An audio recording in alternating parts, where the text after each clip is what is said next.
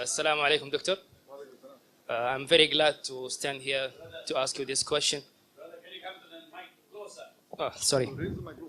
Is that clear? Like this, is it clear?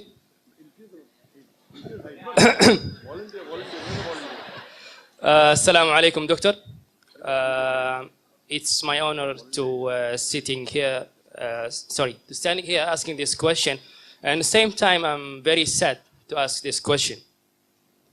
If the Quran is a book of the guidance, and the Islam is a religion of the knowledge and all this, then why we are Muslim as a nation, as a majority, we are standing in the back among the nations? Why, when we compare our nation with the other nations, we see a big hole between us and them? The brother asked a very good question, very important question, very relevant question. That if Quran has so much of information regarding science, technology, it's a book of knowledge, book of guidance, then why are we Muslims backward? It's a very good question. The reason is, if we look back into the history, from the 8th to the 10th century, we read in the historical books, the Europeans, they called it as the Dark Ages. Dark for whom? Dark for the Europeans. The Arabs, the advancement they made in science and technology was phenomenal. If you had to know about science, if you want to do research of science, you had to learn Arabic. Like how today we learn English. At that time, the Muslims were on top of the world because we were close to Quran and Sunnah. Today, the reason the Muslims are backward is because we are far away from Quran and Sunnah. So Quran is not to blame, you and I are to blame.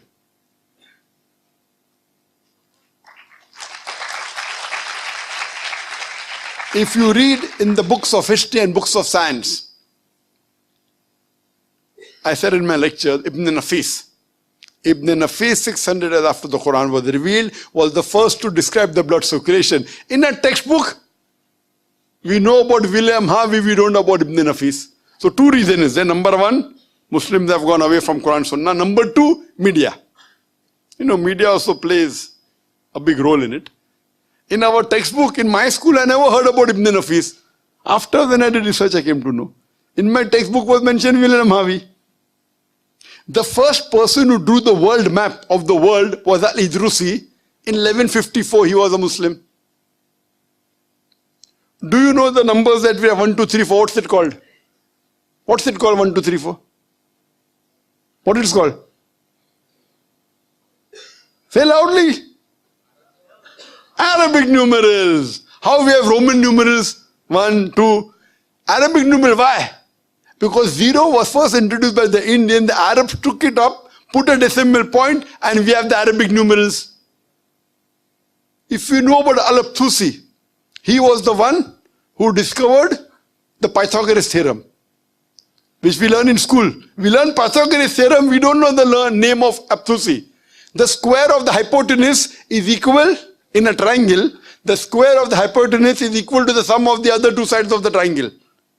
Do you remember or you've forgotten? You remember, na? MashaAllah, good student. Who was the person who discovered it? Now you came to know, correct? Better late than never. Al-Tusi, Muslim. Trigonometry, we learn trigonometry. Who is the main person of trigonometry? Al-Biruni.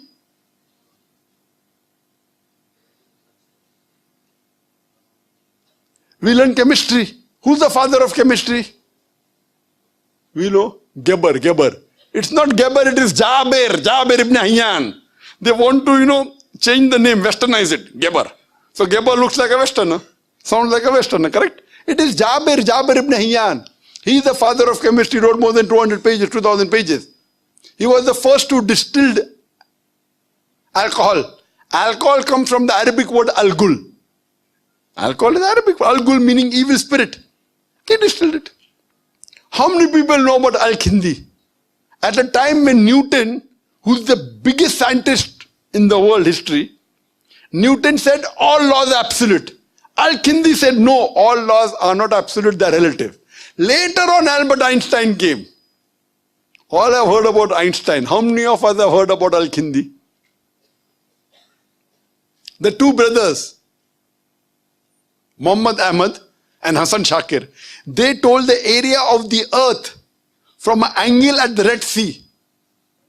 At a time when we didn't even know sure whether the earth was spherical or not. At that time they told the area of the earth which was quite accurate.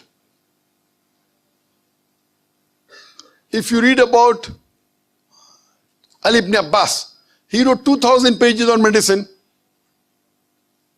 If you know about Ali ibn Sina, Avicenna sounds like a Western name. It's Ali ibn Sina, Aristotle of the East.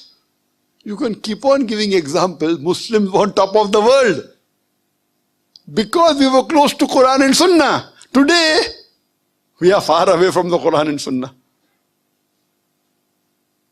That time, if you wanted to get advanced in science and technology, it was compulsory you learnt Arabic. Arabic was the language on top of the world. Today, where is it? Who's to blame? We are to blame. So my request to all the Muslim brothers and sisters, you go back to the Quran. Study the Quran. Quran is the most positive book in the world. It's a proclamation to humanity. It's a fountain of mercy and wisdom. It's a warning to the heedless. It's a guide to the erring. It's an assurance to those in doubt. It's a solace to the suffering and a hope to those in despair. You can get all these benefits only if you read the Quran with understanding. If you don't know Arabic, read the translation of the Quran in the language you understand the best. Implement it, inshallah. It will be a guidance for you for your full life, and you'll see your life change. Hope that answers the question.